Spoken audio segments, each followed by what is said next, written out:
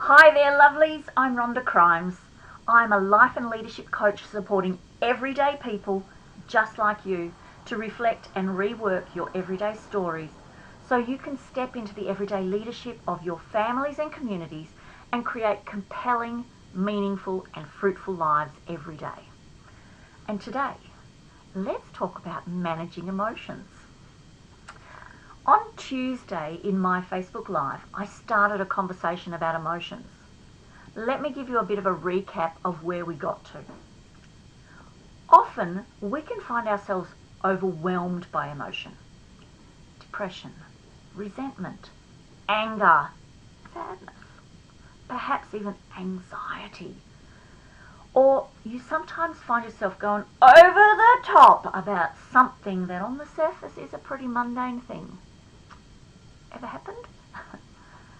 These emotions are mostly referred to as negative, which actually it gives them a bad rap because emotions are there for a purpose.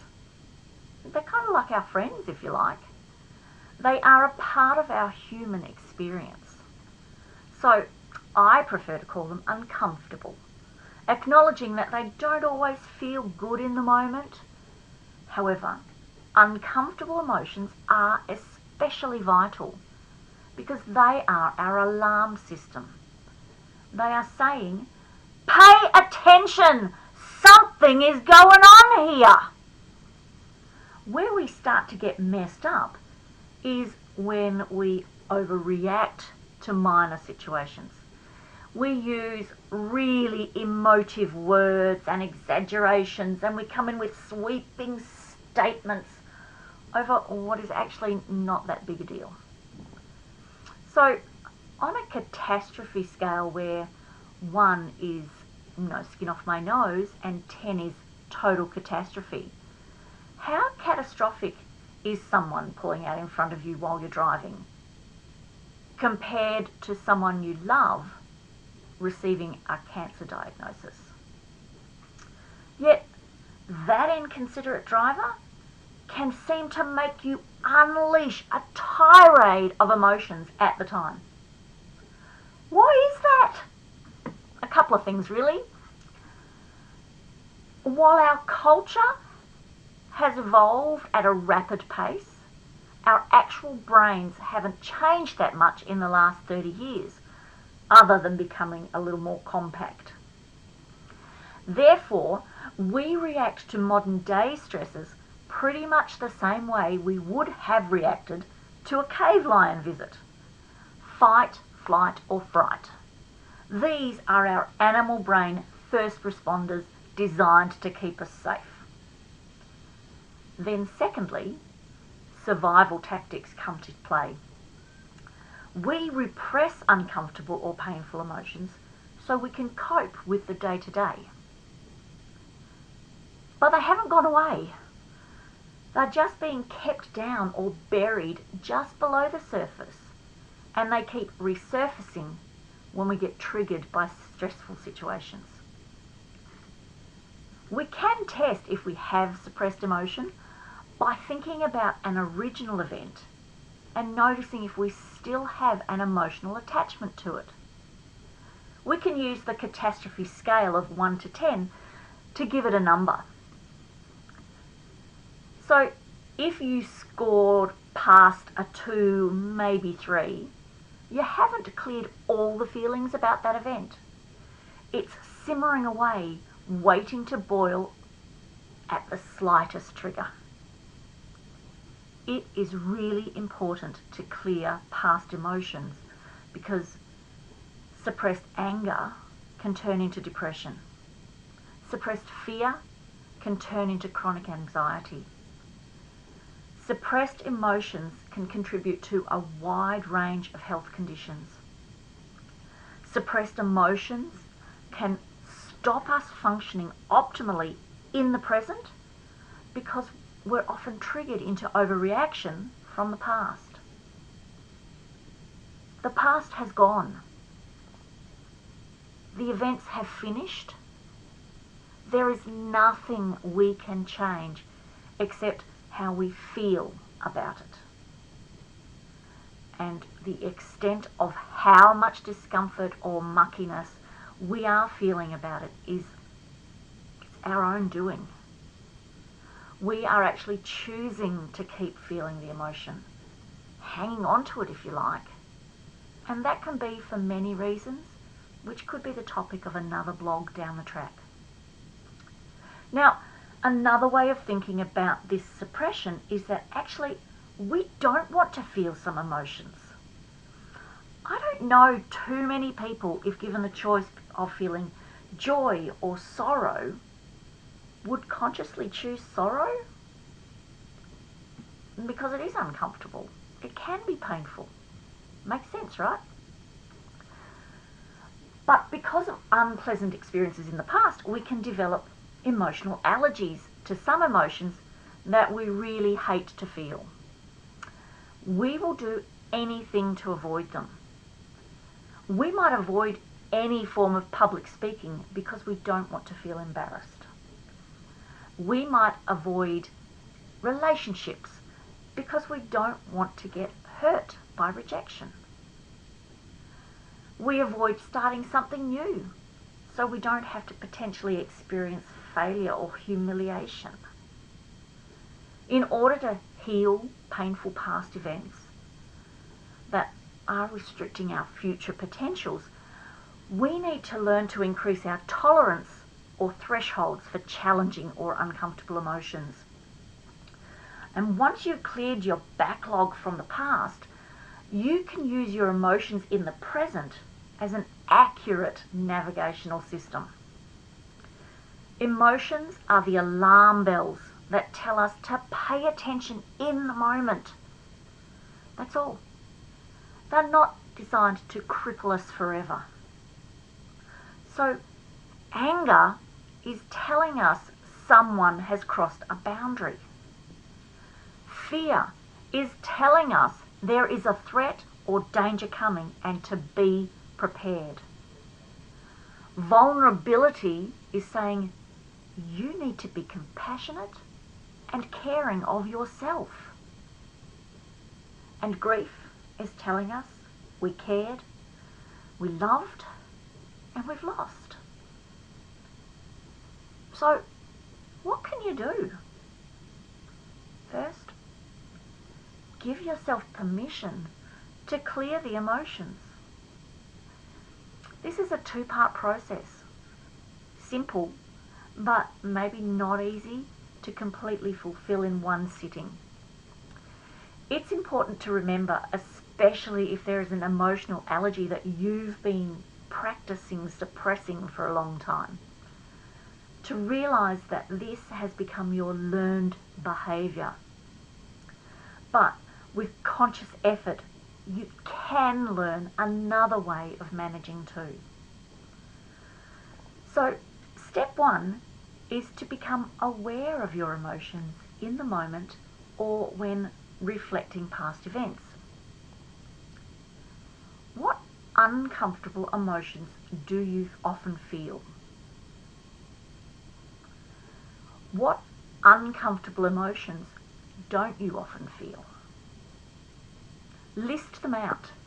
Now, it might be, or maybe not, interesting to note that humans can experience 34,000 distinguishable emotions, and yet we generally shorthand them to 5 or 6 in everyday life. Or worse, as I said in the beginning of we call them good or bad. What I've found is that because we can mislabel emotions, we tend to bung a lot that make us uncomfortable in together as one. But what if optimism makes you uncomfortable? Because in one major past event, your hopes were shattered. Can you see how it can be confusing? Because surely optimism isn't a bad emotion. But if you're avoiding looking to the future with hope and confidence, it's still an uncomfortable emotion for you. Does that make sense? So to help you work through and get a better grip of what emotion you may be uncomfortable with, I've found a really useful chart that you can download and print off to help you identify the emotions. Now, don't worry, it's not all 35,000 or 34,000, but it is many more than 2 to 6, and that's been supplied by classtools.net. The second step is to let emotions out. I believe emotions are energy in motion. They need to keep moving. So if they are suppressed and held onto, they will keep moving inside, ebbing and flowing, finding their own way out. How better would it be if we could move them out on our own terms, rather than in a mucky mess in front of our co-workers, for example? There are some really simple but effective techniques you can use to do this. Move your body. Go for a brisk walk. Exaggerate your arm movements. Take a hike. Dig in the garden. Move furniture around. Another one is screaming into a pillow or a folded towel. A lovely safe technique I've learned is to fold the towel lengthways a couple of times and lay the top third over one hand to hold at your mouth, and then use your other hand to hold your neck at your voice box for additional support. And then just scream and yell. Another one is to dance it out. Put on some loud music and dance. Not calm and gentle swaying, but jumping, swinging, jutting, punching. Yell while you're dancing. Get really moving. Try different styles of music, like tribal and orchestral, maybe some headbanger heavy metal. And then another way is meditation. Get out of your head. Allow your emotions and thoughts to just dissipate with your breath. There are many guided meditations online targeting specific needs. Ask your friend, Google, or search for a phone app. And lastly, if you're a client of mine or a member of one of many's Living the Change, there is a power type release process. It's a really powerful guided process that releases emotions, limiting beliefs or behavioural patterns using the 5 women's power types and helping you remain in your soft power. I guess to bring in a bit of tough love here as well, it's sometimes easier to argue for a weakness than to take action to spin that into a strength. It's often easier to say, "Oh, that just makes me sad," or "That's just how I am," and end there. Hanging on to that belief or suppressing that emotion rather than digging in deeper and discovering that maybe it isn't actually sadness. It is feeling of loneliness or guilt or powerlessness or emptiness that's uncomfortable. And sitting with it, identifying it, and then if it's something that you often feel, or are you avoiding feeling it? Getting to know it at its core. Witnessing the emotion. Learning where it lives in your body. What does it do to you physically? Learning to recognize it as a navigational tool to make you pay attention to something. Acknowledging it and then letting it go. It may well come back to visit at times, but next time you'll be prepared and have the tools to manage it much more effectively. I've put together a handout to go along with this video blog. The link is in my post. There's a printable booklet to help you list out the emotions that you feel most often, and also the ones you don't feel or you suppress and then get stuck with, or perhaps trigger responses that feel uncomfortable. There's also the emotional wheel chart to help you with the identification process of emotions. I also wanted to take this opportunity to thank the lovely women who have chosen themselves by subscribing to the Living the Change membership through me. I can't wait to get cracking on their personal and professional development. We're kicking off next week.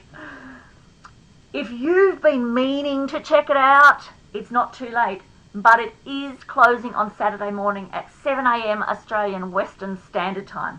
That's Perth time, folks. My ambassador links are also in this post to make it easier for you if that's something you do want to take a look at. I really hope that today has been helpful. And please remember, if your now is not the picture that you've painted for yourself and you would like any help on this discovery path, or perhaps something else that you intuitively know or feel isn't letting your true colours shine through, then please do get in touch with me. You can do it so easily. Leave me a comment, send me a private message, drop me an email, or pop over into my Calendly online diary using the link that's also in the post, and we can set up an obligation-free curiosity call just to see if we're a good fit for each other. Much love until next time.